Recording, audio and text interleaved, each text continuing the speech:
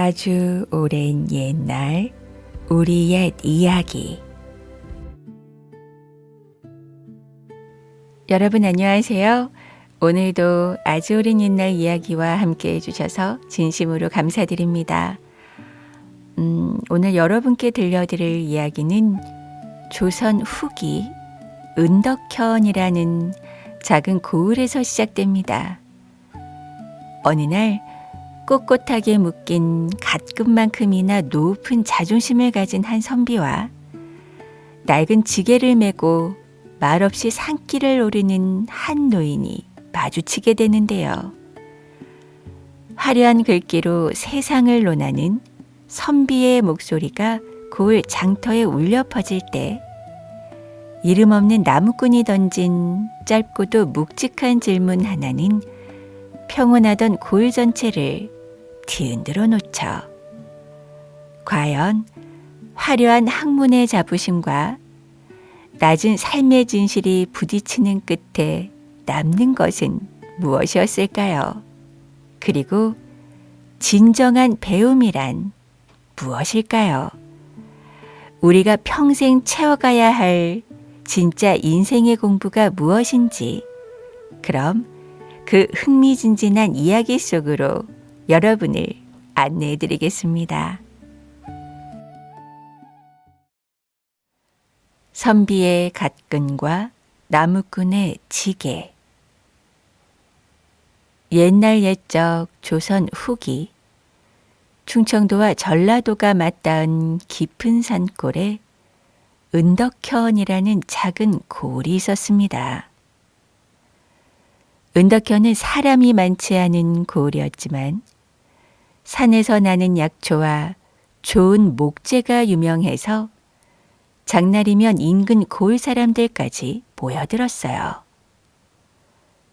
새벽 안개가 산허리를 감싸고 다구는 소리가 멀리서 들리기 시작하면 장꾼들은 부지런히 좌판을 펼치고 아이들은 골목길을 뛰어다니며 놀곤 하였습니다. 한편 이 고을에는 오래된 서당이 하나 있었으니 효림 서당이라 불리는 곳이었어요. 서당의 마루는 닳고 닳아 반들반들 윤이 났고 처마 끝에는 제비집이 해마다 새로 지어지곤 하였습니다. 효림 서당을 중심으로 양반들과 평민, 장사꾼과 나무꾼이 어우러져 자랐으나 그 신분의 벽은 단단했습니다. 한편 이 고을에는 한도윤이라는 선비가 살고 있었어요. 나이는 38이었는데 어릴 때부터 책을 좋아해서 동네 어른들이 큰 인물이 되겠다고 칭찬이 자자했던 인물이었습니다. 그 칭찬은 선비의 머릿속에 깊이 박혀 자신이 보통 사람들과는 다른 그릇이라고 굳게 믿으며 살았어요. 그는 글을 외우는 속도도 빨랐고 문장을 짓는 재주도 또래 가운데 으뜸이었으니까요. 그런데 과거 시험은 한 선비의 뜻대로 되지 않았습니다. 3번의 시험을 치렀지만 그때마다 모두 떨어지고 말았어요. 보통 사람 같으면 자기 부족함을 돌아보았겠지만 한선비는 그러지 않았습니다. 그는 시험관이 자신의 진가를 알아보지 못한 탓이라 여겼고 세상이 자신을 알아주지 않는다고 한탄하기 바빴죠. 그러면서도 마음 한구석에는 늘 불안했습니다. 그 불안을 감추기 위해 그는 사람들 앞에서 더 큰 소리를 쳤고 더 어려운 글귀를 일부러 외워 떠벌리고 다녔어요. 그러던 어느 봄날이었죠. 햇살이 좌판 위 노쇠 그릇에 부서지고 봄나물 향기가 사방으로 퍼져갈 때 한선비는 깨끗하게 다듬어진 도포를 입고 갓을 곧게 쓰고 장터로 들어섰습니다. 그는 일부러 천천히 걸으며 사람들의 눈길을 살폈어요. 누군가 자신에게 인사라도 하면 가볍게 고개를 끄덕여 주는 것이 그날의 큰 즐거움이었으니까요. 그렇게 길을 걷다 한 소금 장수가 손님과 셈을 하다가 값이 맞지 않아 실랑이를 벌이는 모습을 보게 되었습니다. 그 모습을 본 한선비는 짐짓 큰 소리로 혀를 치며 큰 소리를 쳤어요. 글을 모르는 자들이 셈까지 어두우니 세상이 어찌 바르게 돌아가겠는가. 그 말에 소금장수의 얼굴이 붉어졌습니다. 옆에 있던 손님도 멋쩍게 시선을 피했죠. 양반 선비가 한 말이라 대놓고 화를 내지는 못했지만 소금장수의 마음속엔 작은 가시 하나가 콕 박혔어요. 하지만 한선비는 그것을 알아채지 못했죠. 오히려 자신이 무지한 백성들을 한 수 가르쳐 주었다는 그 뿌듯함에 가슴이 부풀었습니다. 그렇게 한선비가 장터 가운데를 지나갈 무렵 산 쪽에서 늙은 나무꾼 하나가 지게를 지고 내려오고 있었어요. 67쯤 되었을까. 허리는 살짝 굽었지만 걸음은 여전히 단단했고 손마디는 굵직했으며 눈빛은 깊고 잔잔했습니다. 노인이 지고 온 나무는 잘 마른 참나무였는데 토막이 고르고 결이 좋아 누가 봐도 좋은 땔감이었어요. 늙은 나무꾼은 장터 한쪽 늘 앉던 자리에 지게를 내려놓고 조용히 손님을 기다렸죠. 말이 적은 사람이라 호객도 하지 않았지만 그의 나무는 늘 가장 먼저 발려나갔습니다. 사람들이 그의 나무라면 값을 따져 묻지도 않고 사갈 만큼 그 노인은 정직했기 때문이었어요. 한선비는 늙은 나무꾼의 앞을 지나다가 일부러 걸음을 떡 멈추었죠. 그리고 늙은 나무꾼을 한참 내려다보더니 입을 열었습니다. 노인장은 아직도 그 무거운 지게를 지시는가? 옛말에 이르기를 늙으면 마음 다스리는 일을 으뜸으로 삼아야 한다 했거늘. 늙은 나무꾼은 천천히 고개를 들었어요. 그의 눈은 깊은 우물처럼 고요했습니다. 노인은 한선비의 들뜬 얼굴을 가만히 바라보았어요. 그러더니 곧 다시 시선을 내리며 짧게 말했죠. 선비님, 글이 사람 위에 있는 것이 아니라 사람이 글 위에 있는 법입니다. 순간 한선비 얼굴이 굳어졌습니다. 보잘것없는 늙은이가 양반 선비 앞에서 감히 그런 말을 하나 싶었어요. 나무나 베는 노인이 글의 뜻을 논하니 참으로 세상이 거꾸로 되었구나. 노인은 더 이상 대꾸하지 않았습니다. 그저 자기 나무를 다시 정돈하며 손님을 기다릴 뿐이었어요. 한선비는 자신이 한 수 위라는 듯 어깨를 으쓱하고 자리를 떠났지만 발걸음이 가볍지만은 않았습니다. 무언가 가슴 한구석이 불편하였지만 그 불편함이 어디에서 오는지는 들여다보려 하지 않았어요. 자신이 늘 옳다고 믿어왔으니까요. 그리고 그날 오후 한선비가 효림서당에 들렀을 때였습니다. 마당에서는 아이들이 글을 읽는 소리가 낭랑하게 울려 퍼졌고 한쪽에서는 13살 된 여자아이 하나가 물동이를 머리에 이고 나르고 있었어요. 그 아이의 이름은 순덕이었죠. 부모를 일찍 잃고 서당 훈장의 먼 친척 집에 얹혀 사는 아이였습니다. 그를 제대로 배울 기회는 없었지만 귀가 밝고 기억력이 어찌나 좋은지 한 번 들은 말은 좀처럼 잊지 않았어요. 순덕은 서당 문 밖에 잠깐 멈추어 서서 서당문 안에서 들려오는 글 읽는 소리에 귀를 기울이고 있었죠. 한선비는 그런 순덕을 흘끗 보고 한마디 던졌어요. 계집 아이가 글을 배워서 어디다 쓰겠다고 글이 서 있느냐. 그저 시키는 일이나 잘하면 될 것을. 뭐 허기사 글을 배우지 못하니 사람 구실이나 하려는지. 순덕은 더 대답하지 않고 물동이를 안으로 들였습니다. 순덕의 작은 가슴 속에 한선비의 비수 같은 말이 콕 박혔어요. 사람 구실이라는 것이 무엇일까?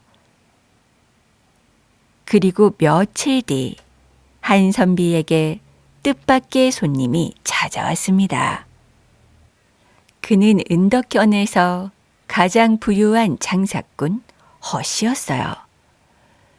허씨는 비단 옷에 옥색 장신구를 단정히 갖추고 자그마한 하인 하나를 데리고 직접 한선비의 집을 찾아왔습니다. 그가 이렇게 직접 발걸음을 한 것은 흔치 않은 일이라 한선비는 안으로 들이면서도 속으로 들떠 있었죠. 허씨의 사랑채에 초대받은 것은 그로부터 사흘 뒤였어요. 허씨의 집은 은덕현에서 둘째 가라면 서러울 만큼 컸습니다. 앞마당에는 잘 다듬어진 화분이 줄지어 있었고 사랑채 안에는 비단 장막이 드루어져 있었으며 찻상에는 값비싼 청자다기가 놓여 있었습니다. 한선비는 그 모든 것을 보며 자신이 드디어 귀한 손님으로 대접받는다는 만족감에 젖어들었죠. 허씨는 두 손을 모으고 정중하게 말을 시작했어요. 선비님 같은 분이 이 작은 고을에 머무신다는 것은 이 고을의 복이자 나라의 복입니다. 솔직히 말씀드리자면 저는 늘 선비님을 멀리서 존경해 왔습니다.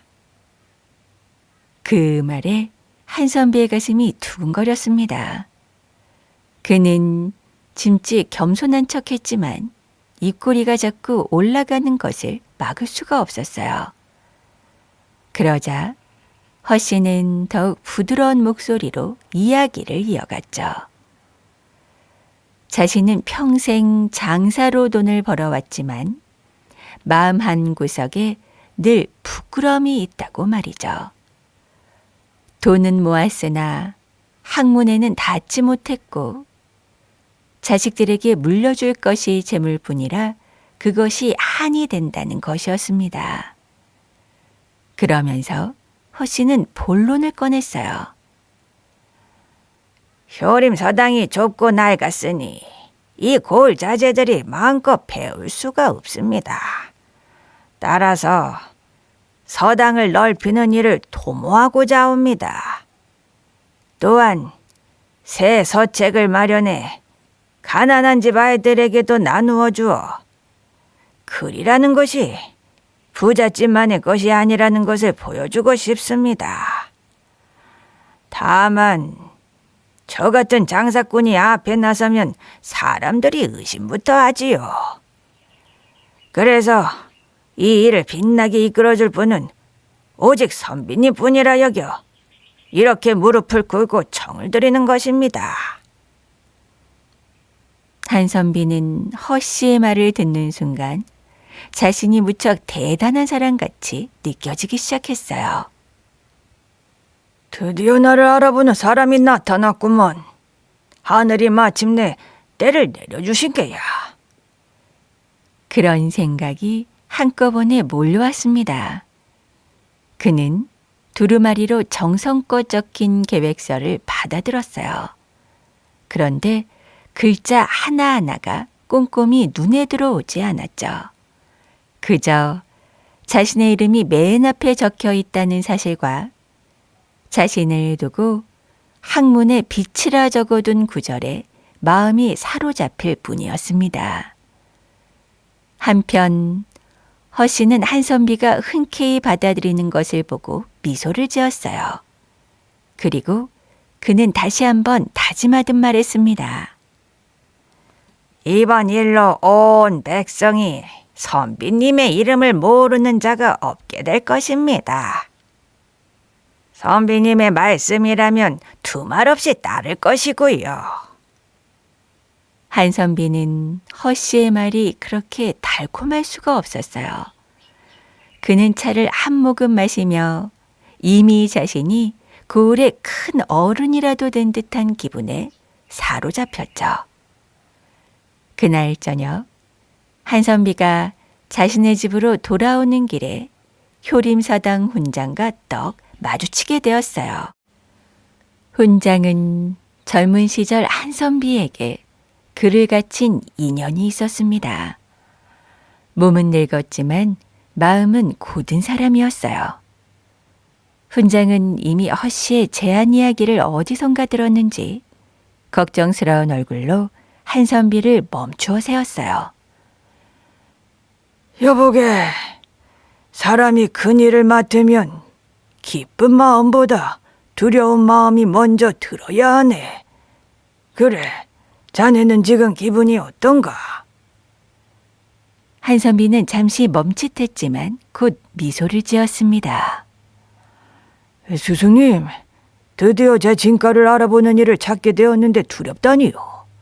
더군다나 서당을 넓히고 새 서책을 마련해 아이들을 가르치는 일을 하는 것은 보람된 일이 아닌지요. 훈장은 한선비를 바라보며 천천히 운을 떼었어요. 그래, 그 의도가 진정 순수한 것이라면 그보다 값진 일은 없겠지. 그나저나 허 씨의 제안서는 꼼꼼히 살펴보았는가? 서당을 넓힐 목재며 서책은 어떻게 들을 생각인가? 한선비는 훈장의 질문들이 귀찮게 느껴졌습니다. 그런 자질구레한 일은 허 씨를 비롯한 아랫사람들이 신경 쓸 일이지 큰 일을 맡은 사람이 일일이 따질 일이 아니라고 여겼거든요. 스승님, 큰 인물은 작은 의심에 발목이 잡히지 않는다 하였습니다. 허 씨가 다 알아서 할 터이니 저는 그저 학문의 도리만 세우면 되지요. 훈장은 한참을 말없이 한선비를 바라보았어요. 그러고는 짧게 한숨을 내쉬며 말했죠. 사람의 믿음은 말이 아니라 기록으로 지켜지는 법일세. 그는 공손하게 인사를 하고 자리를 떴지만 늙은 스승이 하는 말은 한선비에겐 그저 시대를 따라오지 못하는 잔소리로만 여겨질 뿐이었습니다. 그렇게 한선비의 허세는 더없이 부풀어 올랐고 진심으로 그를 걱정하는 말은 바람처럼 흩어졌죠. 며칠이 지나자 효림서당 마당에는 마을 사람들이 빼곡히 모였습니다. 한선비가 큰일을 발표한다는 소문이 돌자 호기심으로 많은 사람들이 모여들은 거예요. 살구꽃이 흐드러지게 피어있는 마당 한쪽에 한선비는 평소보다 더 깨끗한 도포를 입고 마루 위에 올라섰습니다. 한선비는 헛기침을 한번 하고 입을 열었어요. 여러분, 이 고을의 미래는 우리 아이들에게 달려 있습니다. 아이들이 글을 모르면 이 고을이 어찌 번성하겠습니까? 그리하여 저와 장사꾼 허씨가 뜻을 모아 효림 서당을 넓히고 새 서책을 마련하기로 하였습니다. 사람들은 술렁였습니다. 그를 가르치는 일이 좋은 일이라는 데에 반대할 사람은 없었어요. 그런데 그 순간 한선비의 입에서 돈과 목재 이야기가 나오자 분위기는 사뭇 달라졌죠. 그러니 각 집에서 형편에 따라 곡식이나 돈 또는 목재를 조금씩 내어주시기를 부탁드립니다. 이것은 다른 누구도 아닌 여러분들의 자식들을 위한 일입니다. 마을 사람들의 얼굴이 하나둘 어두워졌어요. 가난한 집에서는 한 대박의 쌀도 아쉬운 형편이었고 품팔이로 겨우 입에 풀칠하는 사람들에게는 부담이 컸으니까요. 하지만 자식 교육이라는 말 앞에 누구도 쉽게 거절할 수가 없었습니다. 사람들은 서로의 눈치를 보며 말을 삼켰어요. 그때 마당 한 구석에서 누군가가 손을 번쩍 들어 올렸죠. 사람들의 시선이 모두 그쪽으로 향했습니다. 그는 바로 늙은 나무꾼이었어요. 그는 평소처럼 낡은 옷차림이었고 표정은 그저 덤덤하였습니다. 선비님, 한 가지 여쭙겠습니다. 서책은 몇 권을 찍으며 나무는 얼마가 들고 그 장부는 누가 적습니까? 또 돈은 어디에 모아두며 부족하면 어찌하고 남으면 어찌합니까? 먼저 그것을 사람들에게 밝혀주시면 모두가 마음 편히 따를 것입니다. 마당은 잠시 조용해졌어요. 사람들이 차마 묻지 못한 말이 한 늙은 나무꾼의 입에서 차분히 흘러나온 거였죠. 몇몇 사람은 고개를 끄덕였고 몇몇은 한선비의 얼굴을 살폈습니다. 그 순간 한선비의 얼굴이 일그러졌어요. 그는 그 질문이 옳은 질문이라는 것을 본능적으로 알았죠. 하지만 곧 자신의 권위가 도전받았다는 분노가 그 자리를 차지하고 말았습니다. 자기보다 한참 아래라고 여겼던 늙은 나무꾼이 그것도 마을 사람들이 모두 보는 앞에서 자신에게 질문을 던졌다는 사실이 견딜 수가 없었어요. 한선비는 짐짓 너털 웃음을 지으며 늙은 나무꾼을 내려다보았습니다. 나무나 하는 노인이 큰 학문의 일을 어찌 알겠소? 사람마다 분수가 있고 자리가 있는 법이거늘 어찌 함부로 나서는 것이오? 한선비의 말에 늙은 나무꾼은 더는 묻지 않았습니다. 그는 천천히 손을 내리고 살짝 고개를 숙인 뒤 뒤로 물러섰어요. 그 모습에 사람들은 안타까운 표정을 지었지만 양반 앞에서 누구도 늙은 나무꾼의 편을 들어주지 못했죠. 바로 그때 순덕이 물동이를 마루 끝에 놓고 잠시 그 광경을 지켜보다 한선비가 늙은 나무꾼에게 던진 말과 표정을 머릿속에 깊이 새겼습니다. 순덕은 비록 글자는 잘 몰랐지만 사람의 말이 앞뒤가 맞는지 맞지 않는지 누구보다 잘 가려내는 총명함을 가지고 있었어요. 그리고 그날 밤 훈장은 자신의 방으로 한선비를 불렀죠. 훈장은 마른 기침을 2번 하더니 가만히 입을 열었습니다. 여보게, 그 노인의 물음이 결코 가볍지 않았네. 자네는 왜 그 물음에 답하지 않고 노인을 꾸짖었는가? 훈장의 말에 한선비는 발끈했습니다. 스승님, 그 늙은이가 사람들 앞에서 저를 깎아내리려 한 것입니다. 한번 그것을 허락하면 다음에든 누구든 저를 향해 함부로 나설 것입니다. 훈장은 가만히 한숨을 쉬었어요. 여보게, 사람들 앞에서 자네를 가장 깎는 것이 무엇인지 아는가? 그것은 늙은 나무꾼의 물음이 아니라 그 물음에 답하지 못하는 자네 자신이라네. 한선비는 입을 다물었습니다.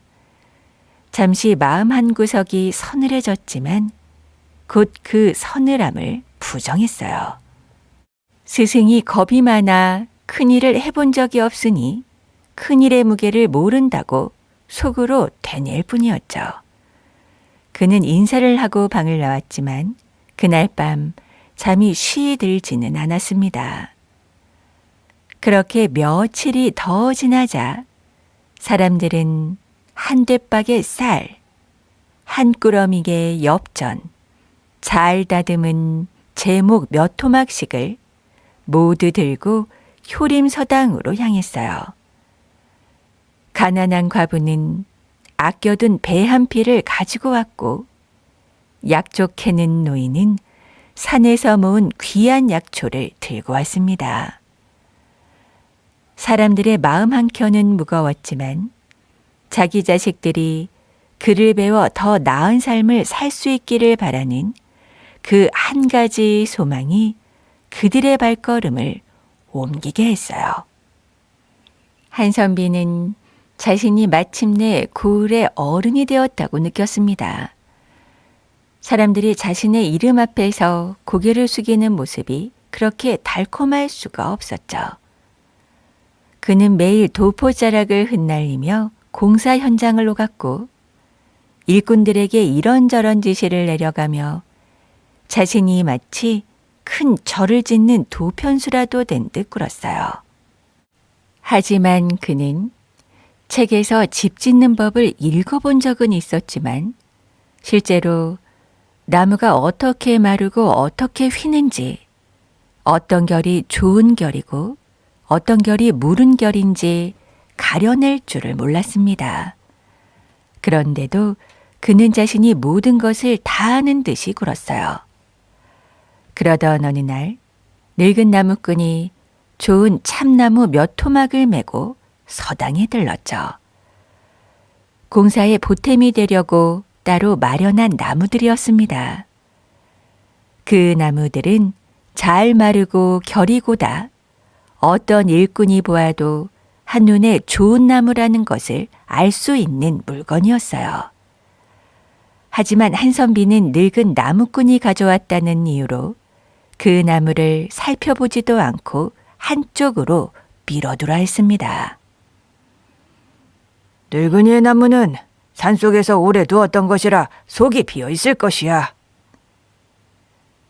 늙은 나무꾼은 잠시 한선비를 바라보더니 잘 마른 참나무 한 토박을 들어 손바닥으로 두드려 보였습니다. 맑고 단단한 소리가 났죠.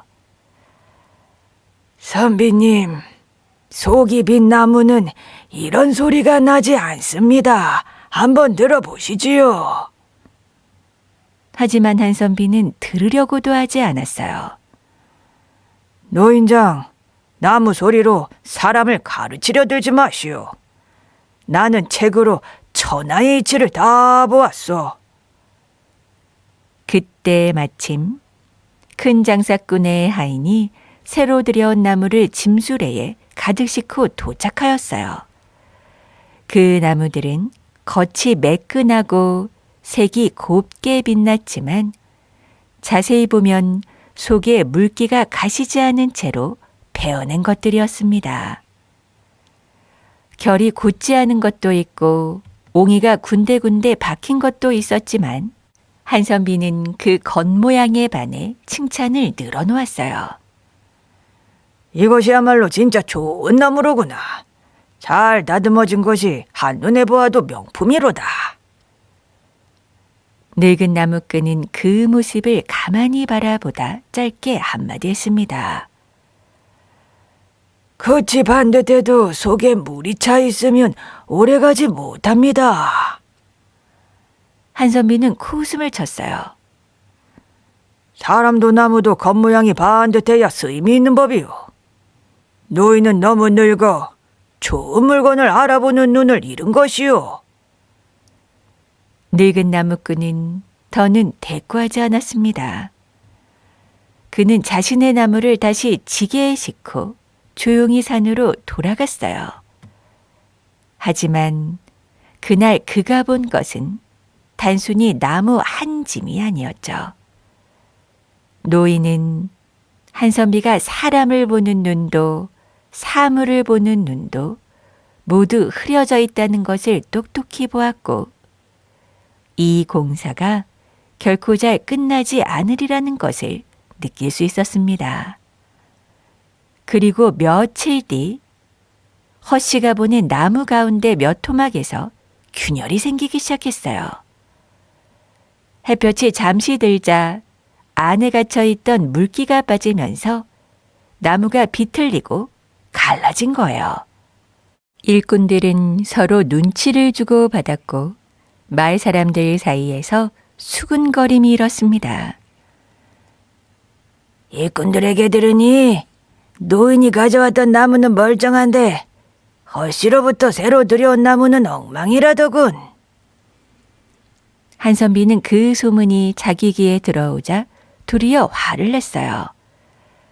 그는 자신의 판단이 잘못되었다는 것을 인정하지 못했습니다. 인정하는 순간 자신이 쌓아 올렸다고 믿었던 모든 권위가 무너질 것 같았거든요. 그래서 그는 엉뚱한 곳으로 화살을 돌렸죠. 이것은 분명 그 노인이 자신의 나무를 팔지 못한 분풀이로 헛소문을 낸 것이오. 여러분들은 그런 말에 흔들리지 마시오. 마을 사람들은 입을 다물었지만 마음속으로는 고개를 갸웃했습니다. 그 노인이 그런 사람이 아니라는 것은 고을 사람이면 누구나 알고 있었으니까요. 한편 순덕은 우연히 해질 무렵 빨래를 거들어 갔다가 서당 뒤편 장작더미 곁에서 누군가 종이 한 묶음을 손에 들고 잿더미 앞에 쪼그려 앉아있는 모습을 보았습니다. 자세히 보니 허씨의 하인이었어요. 그 하인은 주변을 살피더니 종이를 작게 찢어 잿더미 안에 밀어놓곤 부직갱이로 휘저어 불을 붙였죠. 순덕은 숨을 죽이고 그 자리에 가만히 서 있었습니다. 가슴이 콩닥콩닥 뛰었어요. 무언가 좋지 않은 일이 일어날 것 같은 기분이 들었어요. 잠시 후 하인이 자리를 뜨자 순덕은 살그머니 잿더미 가까이 다가갔습니다. 불은 거의 사그라들었고 종이 대부분은 까맣게 타버린 뒤였어요. 하지만 잿더미 한쪽 끝에 채 타지 못한 종이 조각 하나가 살짝 빠져나와 있었습니다. 순덕은 글자가 흐릿하게 남아있는 그 조각을 손으로 집어 올리려다 문득 두려운 마음이 들었어요. 그렇게 한참을 망설이다 결국 그 자리를 떠났습니다. 그리고 그날 밤 잠자리에 들기 전 순덕은 누군가에게 이 이야기를 해야 할지 고민하기 시작했어요. 하지만 자신과 같은 보잘것없는 계집이 어른들의 일에 끼어들었다가 어떤 꾸지람을 들을지 두려워 결국 입을 다물고 잠이 들었습니다. 한편 공사가 한창이던 어느 날 허씨가 다시 한선비를 찾아왔어요. 허씨는 짐짓 곤란한 얼굴을 하고 한숨을 길게 내쉬며 말했죠. 선비님, 일이 커지다 보니 처음 잡은 예산으로는 도저히 마무리가 어렵게 되었습니다. 목재값도 오르고 일꾼들 품삯도 늘었으니 부득이 돈을 더 모아야 할 듯 싶습니다. 한선비는 잠시 망설였습니다. 처음 시작할 때 사람들에게 분명히 한 번만 거두겠다고 말했거든요. 하지만 허씨는 한선비의 망설이는 표정을 보고 다시 부드럽게 말을 이었어요. 이 일이 틀어지면 가장 큰 책임을 져야 할 사람은 선비님이십니다. 그러니 여기서 멈출 수는 없지요. 한 번만 더 사람들을 모아주시면 제가 모자란 부분을 어떻게든 메우겠습니다. 책임이라는 단어가 한선비의 가슴을 찌릿하게 만들었어요. 일은 벌써 벌려져 있었고 이제 와서 멈춘다는 것은 그가 가장 두려워하는 것, 곧 사람들 앞에서 자신의 무능력을 인정하는 일이었으니까요. 한선비는 결국 고개를 끄덕였습니다. 그리고 며칠 뒤 다시 한번 마을 사람들을 장터 한복판에 모이게 했어요. 장터에는 봄날 한낮의 햇살이 따갑게 쏟아지고 있었습니다.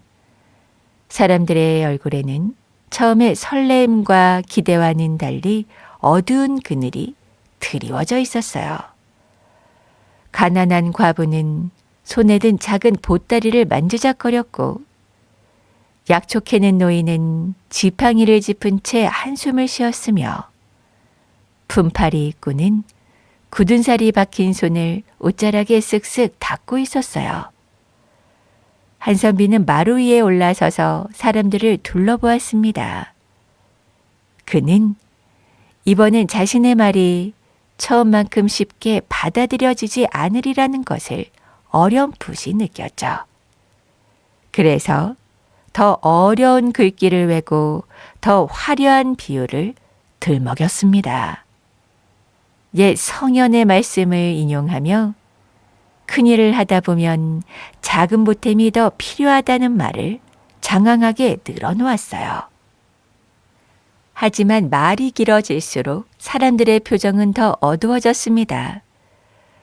그들은 글은 잘 몰랐지만 한선비가 말을 빙빙 돌리고 있다는 것을 본능적으로 알아챘거든요. 어려운 말일수록 마음에는 닿지 않는 법이었고 화려한 비유일수록 진심은 가려지는 법이었으니까요. 바로 그때 사람들 사이에서 작은 목소리 하나가 조심스럽게 흘러나왔습니다. 선비님, 처음에는 한 번만 내면 된다고 하셨는데 왜 또 내야 합니까? 바로 순덕이었어요. 순덕은 자기도 모르게 그 말을 입 밖에 내고 말았습니다. 며칠 전 서당 뒤 잿더미를 본 뒤로 순덕의 가슴 속에는 답답함이 점점 쌓여가고 있었거든요. 그리고 어른들이 자식교육이라는 이유로 다시 한번 자기들의 적은 살림을 털어내는 모습을 보자 어린 마음에도 그것이 옳지 않다는 생각이 들었던 참이었어요. 장터는 일순간 조용해졌습니다. 사람들의 시선이 일제히 순덕에게 쏠렸고 곧이어 한선비에게 옮겨갔어요. 한선비는 작은 아이의 질문 앞에서 잠시 말을 잃고 말았죠. 하지만 곧 자신의 건의가 어린아이에 의해 흔들렸다는 사실에 분노가 치솟았습니다. 어린 것 주제여 어른들 일에 함부로 끼어들지 말거라. 순덕의 작은 어깨가 움찔했어요. 눈에는 눈물이 그렁그렁 맺혔지만 순덕은 도망치지 않았습니다. 그저 입술을 깨물고 그 자리에 서 있었죠. 그때 사람들 사이로 늙은 나무꾼이 천천히 걸어 나왔어요. 그는 순덕의 곁에 가서 부드럽게 아이의 어깨에 손을 얹었습니다. 그러고는 한선비를 향해 조용한 목소리로 말했어요. 선비님, 아이의 물음이 어른의 허세보다 바를 때도 있는 법입니다. 아이가 모자라서 묻는 것이 아니라 어른이 명백히 답해야 할 일을 묻는 것이지요. 장터에 모인 사람들 사이에서 작은 술렁임이 일었습니다. 누군가는 늙은 나무꾼의 말에 고개를 끄덕였고, 누군가는 한선비가 어떻게 대답할지 숨죽이고 기다리고 있었어요. 한선비의 얼굴은 햇볕에 그을린 듯 붉었죠. 그는 자신이 늙은 나무꾼 한 사람에게 자꾸 밀린다는 사실에 견딜 수 없었습니다. 더구나 이번엔 어린 계집아이까지 끼어들었으니 그의 자존심은 산산이 부서질 듯 위태로웠죠. 한선미는 마침내 분노에 떨리는 목소리로 외쳤어요. 좋소. 그대가 그토록 아는 것이 많고 옳은 것이 많다면 내일 효림서당 마당에서 글문답을 해보세. 내가 그대의 무식함을 온 고을 사람들 앞에서 똑똑히 밝혀주겠소. 그러면 그대도 더는 이 일에 함부로 나서지 못할 것이요. 사람들이 깜짝 놀라 웅성거렸습니다. 양반이 늙은 나무꾼에게 글문답을 청하다니 그것은 누가 보아도 격에 맞지 않는 일이었으니까요. 하지만 늙은 나무꾼은 놀라지도 두려워하지도 않았어요. 그는 천천히 고개를 끄덕이며 짧게 대답했습니다. 글문답이라면 저는 한참 모자라지요. 다만 사람 사는 이치라면 몇 마디 나눌 수 있겠지요. 그 짧은 한마디에는 어떤 큰 소리도 들어있지 않았습니다. 하지만 그 말이 장터 한복판에 울려 퍼지는 순간 사람들의 마음속에서 무언가가 뭉클한 감정이 올라왔어요. 그것은 오랫동안 양반 앞에서 입을 다물어 왔던 사람들의 마음 한구석에 작은 등불이 켜지는 것 같은 일렁임이었습니다. 한선비는 그날 밤 자신의 방에서 잠을 이루지 못했어요. 그는 자신이 내일 늙은 나무꾼을 어떻게 무릎 꿇리고 어떻게 사람들 앞에서 자신의 학식을 빛낼지를 머릿속으로 그리고 또 그리고 있었죠. 어려운 경전구절을 골라 외우고 늙은 나무꾼이 답하지 못할 만한 질문을 준비했습니다. 그러나 그가 정말로 준비해야 했던 것은 어려운 글귀가 아니었다는 사실을 다음 날이 되어서야 비로소 알게 되었죠. 이튿날 아침 효림서당 마당에는 일찍부터 사람들이 모여들기 시작했어요. 선비가 늙은 나무꾼에게 글문답을 청했다는 소문은 하룻밤 사이에 온 거울에 퍼져 있었습니다. 약초 캐는 노인부터 떡 파는 아낙네, 글을 배우는 아이들의 부모들까지 일이 손에 잡히지 않는 사람들이 너도 나도 효림서당으로 발걸음을 옮겼어요.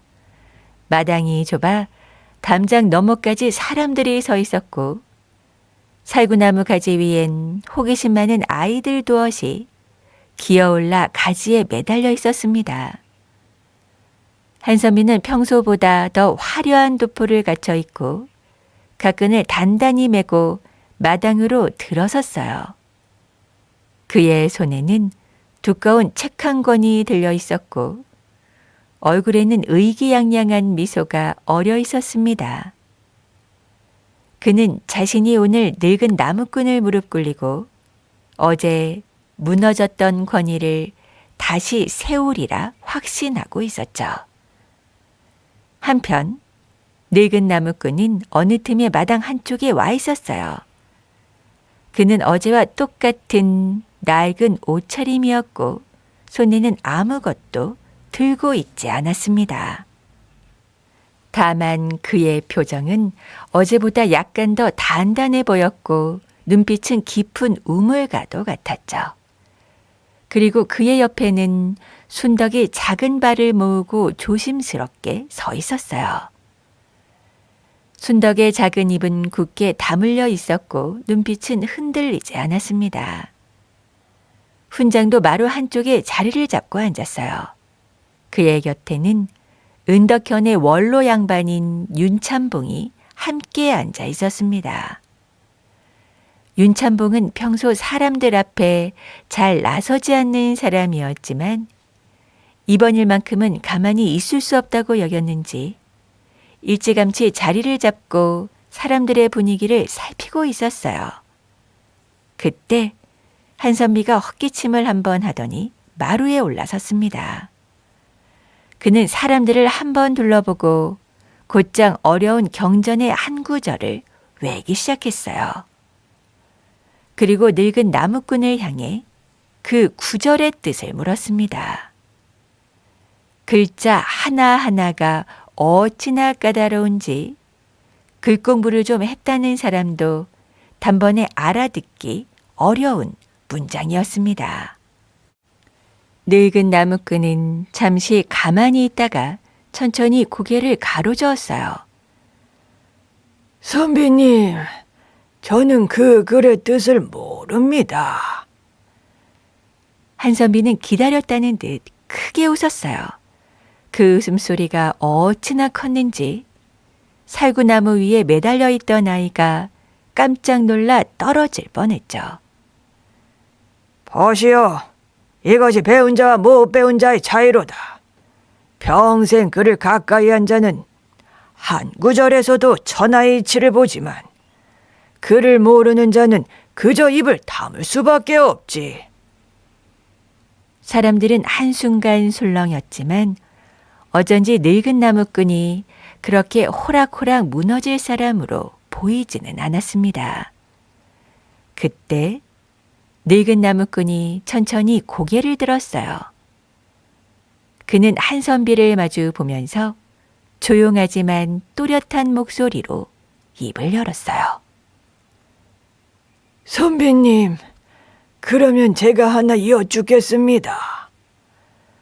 굶주린 아이 앞에 밥그릇을 놓을 때 그 밥그릇에 새겨진 글자가 먼저입니까? 그 안에 담긴 밥이 먼저입니까? 마당이 일순간 고요해졌습니다.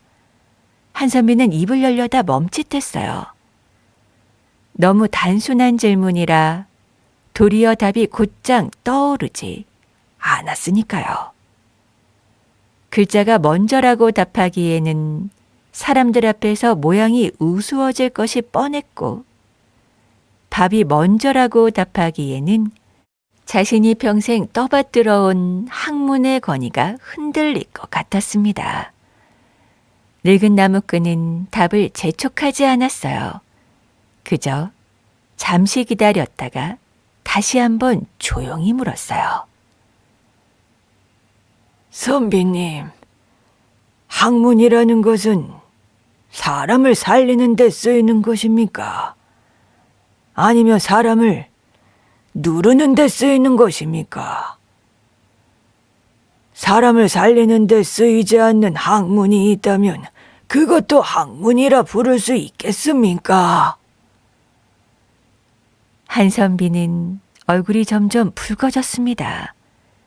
그는 이 질문에 답하는 순간 자신이 사람들을 깔보던 모든 말이 부메랑처럼 돌아올 것이라는 것을 느꼈습니다. 그리하여 그는 그것을 인정하지 못했죠. 학문은 도리를 밝히는 일이요. 도리를 모르는 자에게 도리를 가르치는 것이 마땅하지. 그것을 누른다 한다면 어찌 가르침이 있겠소? 그러자 늙은 나무꾼은 천천히 고개를 끄덕였어요. 그런데 그 도리가 백성의 살림을 무겁게 하고 아이의 입을 막고 늙은이의 물음을 비웃는 데 쓰인다면 그것도 도리라 할 수 있겠습니까? 사람들의 시선이 자신의 등에 화살처럼 꽂히는 것이 느껴졌습니다. 그는 자기도 모르게 두루마기 자락을 꽉 쥐었어요. 손바닥에는 식은땀이 배어 있었습니다. 바로 그때 순덕이 한 걸음 앞으로 나왔죠. 그 아이의 작은 어깨는 떨리고 있었지만 입은 다부지게 다물려 있었습니다. 순덕은 잠시 늙은 나무꾼을 올려다보았어요. 늙은 나무꾼은 아이 어깨를 가볍게 한번 두드려 주었습니다. 마치 괜찮다고 일러주는 것 같았어요. 순덕은 떨리는 목소리로 입을 열었습니다. 저는 선비님께서 처음 사람들에게 말씀하시는 것을 들었습니다. 그때 선비님께서는 분명히 돈은 한 번만 거두면 된다고 하셨고 서책은 모든 아이에게 골고루 나누어 주겠다고 하셨습니다. 장부는 누구나 볼 수 있도록 두겠다고 하셨고요. 그런데 어제 선비님께서는 다시 돈을 내라고 하셨고 처음에 약속하셨던 장부는 한 번도 사람들 앞에 보이지 않았습니다. 그리고 며칠 전 저는 서당 뒤편 잿더미에서 허씨 어르신의 하인이 종이를 잘게 찢어 태우는 것을 보았습니다. 그 종이가 무엇이었는지 모르지만 그것이 떳떳한 일이라면 굳이 그렇게 태우지는 않았으리라 생각했습니다. 장터 전체가 잠시 숨을 멈춘 듯 했어요. 마침 그 자리에 있던 허씨 얼굴이 종이장처럼 새하얗게 변했다가 곧 시뻘개졌습니다. 그는 사람들이 자기 쪽으로 시선을 돌리는 것을 느끼고 황급히 일어섰죠. 아니, 어린 계집아이가 어른들 일에 끼어들어 거짓을 늘어놓는 것이냐? 그 잿더미에서 태운 것은 우리 집 묵은 종이 쓰레기였을 뿐이야. 그때 늙은 나무꾼이 천천히 품속으로 손을 넣었습니다. 그는 잠시 그 안에서 무언가를 더듬더니 작게 접힌 종이 한 조각을 꺼내 들었어요. 종이의 한쪽은 까맣게 그을려 있었고 가장자리는 잿가루가 묻어 있었으며 글자는 군데군데 흐릿했지만 분명히 알아볼 수 있는 부분이 남아 있었습니다. 이것은 며칠 전 순덕이가 일러준 자리에서 제가 직접 주워온 종이 조각입니다. 보시다시피 장부의 일부로 보이는 글자들이 남아있고 여기 적힌 목재 값은 실제 시장 가격의 2배가 훨씬 넘습니다. 한 토막의 단양짜리 나무를 11양으로 적어두었으니 이것이 우연이라 하기는 어렵겠지요. 사람들이 일제히 종이 조각 쪽으로 시선을 던졌어요. 그때 윤찬봉이 자리에서 일어나 늙은 나무꾼에게 다가가 그 종이 조각을 받아들어 햇빛에 비추어 보았습니다. 그는 한참을 들여다보다가 고개를 천천히 끄덕였죠. 그러고는 마당 한가운데로 걸어 나와 사람들이 모두 들을 수 있도록 목소리를 높였어요. 이것은 분명 효림 서당 공사에 쓰인 목재 장부의 한 조각이요. 글씨체와 종이의 결을 보아도 의심할 여지가 없소이다. 한선비, 그대는 이 장부를 알고 있었소이까? 한선비는 입을 열지 못했습니다. 그는 그 장부를 한 번도 자세히 들여다본 적이 없었으니까요. 허씨가 알아서 다 처리한다는 말만 믿고 자기 도장이 찍힌 문서들이 정확히 무엇인지 살핀 적이 없었습니다. 그저 자신이 큰일의 앞에 선다는 사실에만 들떠 있었을 뿐이었죠. 허씨는 다급해진 얼굴로 마당을 둘러보았어요. 그는 잠시 망설이는 척하더니 곧 어깨를 으쓱하며 한선비를 가리켰어요. 이 모든 일은 한선비님께서 결정하신 일입니다. 저는 그저 곁에서 도왔을 뿐이고 사람들에게 돈을 내라 한 것도 선비님이시며 장부에 도장을 찍은 것도 선비님이십니다. 그 순간 한선비의 얼굴빛이 백지장처럼 변했습니다. 그는 비로소 허 씨가 자신의 허영과 허세를 이용해 일을 벌렸다는 것을 알게 되었어요. 그는 떨리는 목소리로 외쳤죠. 나는 속았소이다. 허씨가 나를 속인 것이오. 나는 그저 학문을 위해, 아이들을 위해 이 일에 나섰을 뿐이오.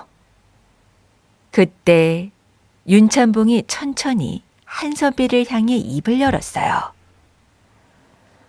한선비, 그대가 진정 속았다면 한 가지만 답해보시오. 저 노인이 사람들 앞에서 장부를 보여달라 물었을 때 그대는 왜 장부를 보이지 않고 노인을 꾸짖었소이까? 순덕이 처음과 지금이 다르지 않냐고 물었을 때 그대는 왜 아이의 입을 막았소이까? 그대가 처음부터 모른다는 것을 인정하였더라면 사람들이 이리도 깊은 수렁에 빠졌겠소이까? 한선비는 대답하지 못했습니다. 윤찬봉의 물음 하나하나가 마치 칼끝처럼 그의 가슴을 찔러왔어요. 그는 자신의 허세가 사람들의 믿음을 짓밟고 그들의 어려운 살림을 무너뜨렸다는 것을 처음으로 느낄 수 있었죠. 한편 그 자리에는 은덕현의 관아에서 일하는 형방도 와 있었습니다. 그는 사람들의 술렁임이 심상치 않은 것을 보고 윤찬봉과 잠시 이야기를 나눈 뒤 한선비와 허 씨를 관아로 함께 데려가야겠다고 결정했어요. 그날 오후 은덕현 관아 앞에는 다시 한번 마을 사람들이 빼곡히 모였습니다. 봄 햇살은 여전히 따스했지만 사람들의 마음엔 봄볕 한 자락 들지 않는 무거움이 깔려 있었죠. 원님은 사건의 자초지종을 듣고는 즉시 효림서당의 모든 장부와 영수 기록을 가져오라 일렀습니다. 그리고 늙은 나무꾼이 가져온 그을린 종이 조각을 그 장부들과 하나하나 맞춰 보았어요. 장부에는 가짜 글씨로 부풀려진 목재값이 여러 군데 적혀 있었죠. 또한 서책 인쇄에 쓰였다는 종이값도 시중 가격의 곱절로 적혀 있었습니다. 원님은 한선비를 향해 엄숙히 물었어요. 한선비, 그대는 이 장부에 그대의 도장이 찍힌 것을 보고도 그것이 무엇인지 살피지 않았는가? 한선비는 고개를 떨구었습니다. 그는 잠시 말이 없다 마침내 작은 소리로 답했어요. 살피지 못했습니다. 큰일을 맡았다는 마음에 작은 글자들은 자질구레한 일이라 여겼지요. 원님은 잠시 한선비를 가만히 바라보았어요. 그러곤 천천히 입을 열었죠. 그대가 직접 돈을 훔친 것은 아닐 것이오. 허나 그대는 모르면서 안다고 우기고 묻는 자를 꾸짖기에 급급하였소. 그 결과 마을 사람들의 살림이 무너졌으니 이것을 가벼이 넘길 수는 없을 것이오. 그때 윤찬봉이 조심스럽게 자리에서 일어났습니다. 그는 원님을 향해 가볍게 머리를 숙이고는 사람들이 모두 들을 수 있도록 천천히 입을 열었어요. 사또, 이 자리에 계신 저 노인의 일을 한 가지 말씀드려도 되겠습니까? 저분은 본래 산속에서 나무만 하던 분이 아니십니다. 40여 년 전 저분은 인근 고을 관아에서 장부를 다루던 아전이었지요. 글씨가 단정하고 셈이 바르기로 이름나 있던 분이었지요. 허나 당시 권세 있는 자들의 부정에 휘말려 죄 없는 몸으로 모든 누명을 뒤집어 쓰고 쫓겨났습니다. 그 뒤로 세상과 거리를 두고 산속에서 조용히 살아오신 것입니다. 장터에서부터 따라온 사람들이 깜짝 놀라 늙은 나무꾼을 바라보았어요.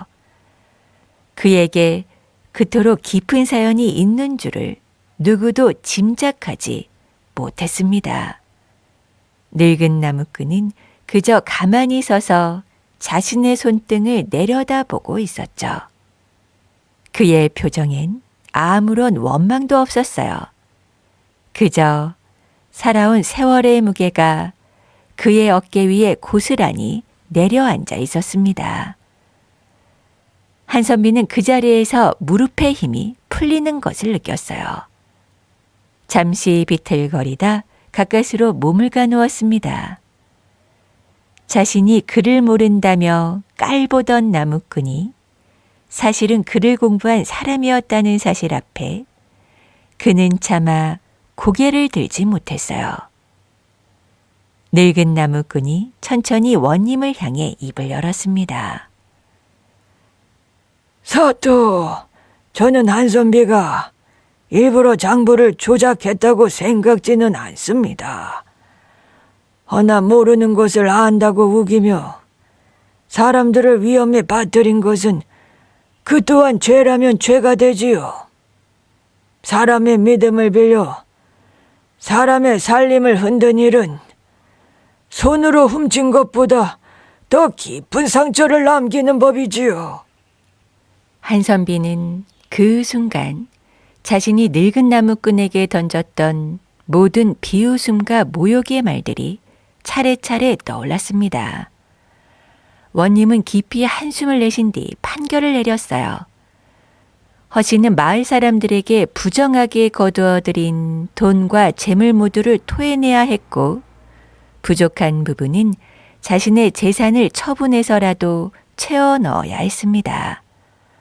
또한 일정 기간 은덕현 안에서 장사를 할 수 없게 되었어요.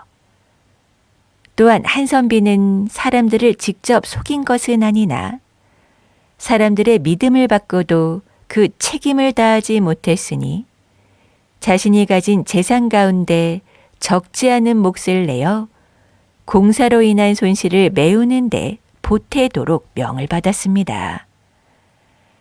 판결이 끝난 뒤 사람들의 분노가 모두 가시지는 않았지만 그래도 잃은 것의 일부라도 돌려받을 수 있게 되었다는 사실에 사람들의 어깨는 조금 가벼워졌어요. 그렇게 공사가 멈춘 효림서당 마당에는 인적이 끊겼죠. 다듬어지다만 기둥들이 한쪽에 쌓여 있었고 비틀어진 나무들은 따로 빼내어 작은 더미를 이루고 있었으며 일꾼들이 두고 간 연장들이 처마 밑에서 봄바람을 맞고 있었습니다. 마당 한가운데는 어느 날 아침부터 홀로 앉아있는 사람 하나가 있었어요. 바로 한선비였습니다. 가끈은 헐겁게 매어 있었고 등은 평소보다 굽어 있었죠. 그의 손엔 책 한 권이 들려 있었지만 그는 그 책을 펼치지 못한 채 그저 무릎 위에 올려두고만 있었습니다. 사람들이 지나가다 그를 보면 예전 같으면 고개를 숙여 인사했겠지만 이제는 슬쩍 시선을 피하고 지나갔어요. 그 시선의 변화가 한선비에겐 가장 무서운 매였습니다. 그때 훈장이 마당으로 들어섰죠. 그는 한선비의 곁에 천천히 앉으며 한참 동안 아무 말 없이 함께 마당을 바라보았어요. 한선비는 스승을 참아보지 못하고 고개를 숙이고만 있었습니다. 한참 뒤에 한선비가 작은 소리로 입을 열었어요. 스승님, 그날 제게 말씀하신 것이 옳았습니다. 큰일을 맡으면 두려운 마음이 먼저 들어야 한다고 하셨는데 저는 기쁘기만 했습니다. 사람의 믿음은 기록으로 지켜진다고 하셨는데 저는 그 말을 늙은이의 잔소리라 여겼습니다. 훈장은 한선비의 어깨를 가볍게 두드렸어요. 여보게, 글을 많이 읽는 것이 학문이 아니라 글이 가리키는 자리에 가서 서보는 것이 학문이라네. 자네는 글을 외웠으나 그 자리에 가본 적이 없었던 것이지. 한선비의 눈에 비로소 물기가 어렸습니다. 그것은 분함의 눈물도 억울함의 눈물도 아니었어요. 그저 자신이 평생 보지 못했던 자기 자신을 처음으로 본 사람의 눈물이었습니다. 훈장은 더 말하지 않고 잠시 그의 곁을 지키다가 조용히 자리에서 일어났죠. 그날 오후 한선비는 처음으로 늙은 나무꾼의 거처를 찾아갔어요. 늙은 나무꾼은 산자락 끝에 있는 작은 초가에서 혼자 살고 있었습니다. 마당 한쪽에는 잘 다듬은 장작더미가 가지런히 쌓여 있었고 작은 텃밭에는 푸성기가 막 싹을 틔우고 있었어요. 늙은 나무꾼은 마당에서 도끼를 손질하다 한선비가 들어오는 것을 보고 천천히 일어섰습니다. 한선비는 마당 한가운데 멈춰서서 늙은 나무꾼을 향해 천천히 고개를 숙였어요. 평생 자신보다 낮은 사람이라 여겼던 이를 향해 그는 처음으로 진심을 담아 머리를 숙였습니다. 노인장, 저는 평생 글을 많이 읽었으나 정작 제가 모른다는 것을 몰랐습니다. 저는 노인장을 우습게 여겼으나 정작 우스운 것은 저였습니다. 늦었으나 사과를 드리러 왔습니다. 늙은 나무꾼은 한참 동안 한선비를 가만히 바라보았어요. 그의 깊은 눈은 한선비의 마음 가장 안쪽까지 들여다보는 듯 했지만 그 시선에는 책망도 비웃음도 들어있지 않았습니다. 그는 잠시 후 한선비에게 마당 한쪽에 놓인 작은 평상에 앉으라 권했어요. 한선비는 조심스럽게 그 평상 끝에 앉았죠. 늙은 나무꾼은 부엌에서 작은 그릇 2개를 가져와 한 그릇에 기러운 맑은 물을 따랐습니다. 한 그릇은 자신 앞에 두고 빈 그릇은 한선비 앞에 내려놓았죠. 그리고 그는 한선비 앞에 있는 빈 그릇을 가리키며 천천히 입을 열었어요. 선비님, 이 그릇이 만약 이미 가득 차 있다고 우기면 제가 새물을 한 방울도 부어드릴 수 없습니다. 모르는 것은 제가 아니지요. 모른다는 것을 숨기려 남을 짓밟는 것이 죄지요. 한선비는 그릇을 한참 내려다보았습니다. 맑은 물 위에 자신의 흐릿한 얼굴이 비쳤다가 잔잔히 흔들렸어요. 그는 그제야 처음으로 자신이 그동안 얼마나 가득 찼다고 우기며 살아왔는지를 느꼈죠.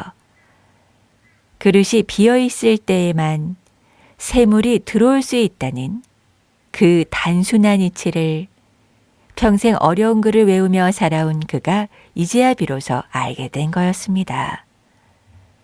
며칠 뒤 한선비는 효림서당 마당에 마을 사람들을 다시 모았어요. 그는 마루 위에 올라서지 않고 사람들과 같은 마당 흙바닥에 서서 천천히 입을 열었습니다. 여러분, 제가 여러분께 큰 잘못을 했습니다. 사람들은 술렁였어요. 그동안 한선비에게 한 번도 들어본 적이 없는 말이었기 때문이었죠.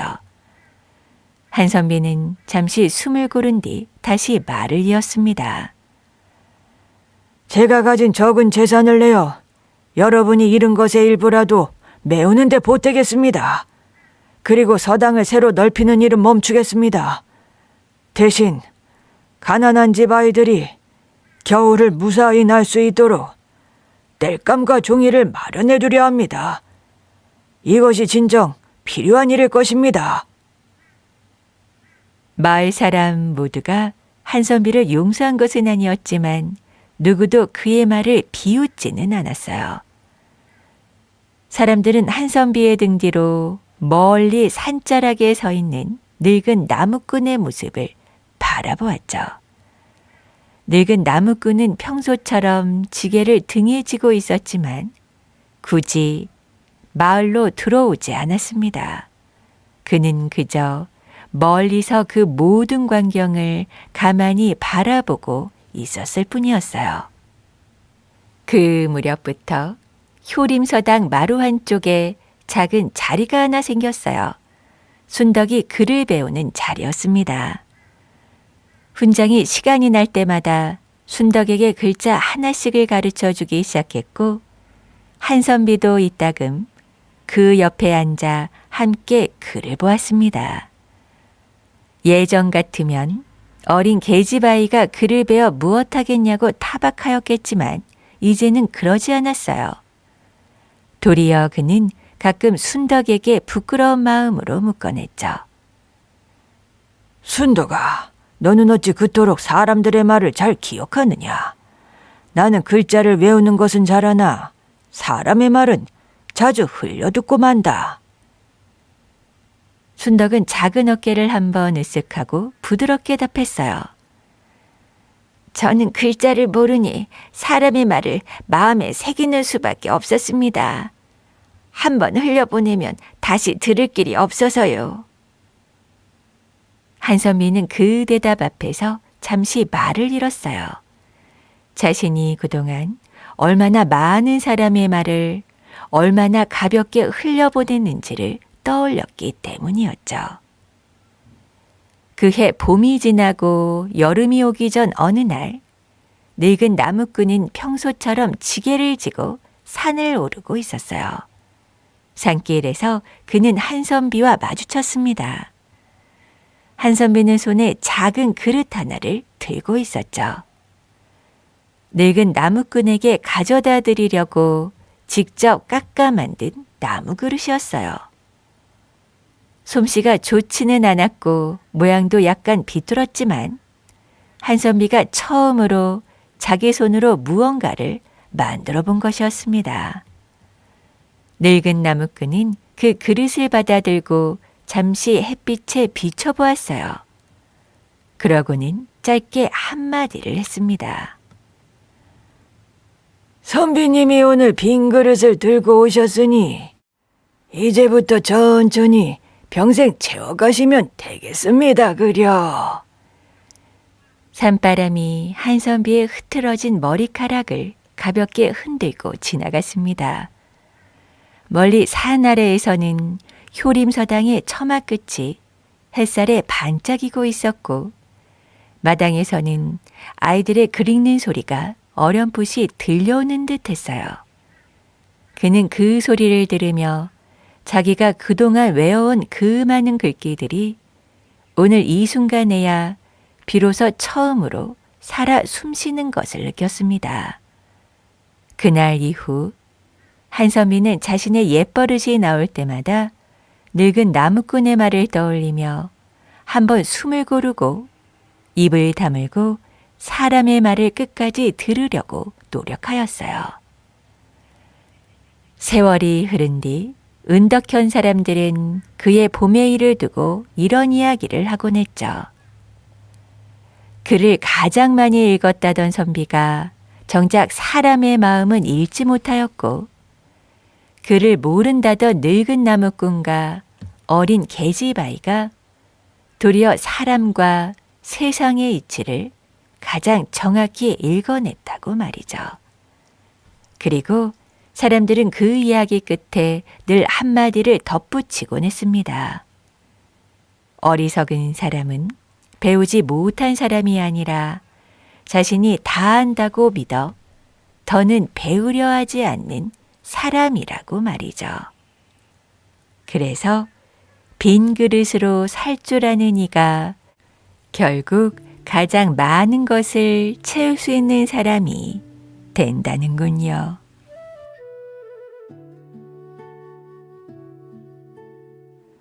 오늘 이야기 어떻게 들으셨나요? 오늘 우리가 만난 한선비는 사실 우리 모두의 모습이기도 합니다.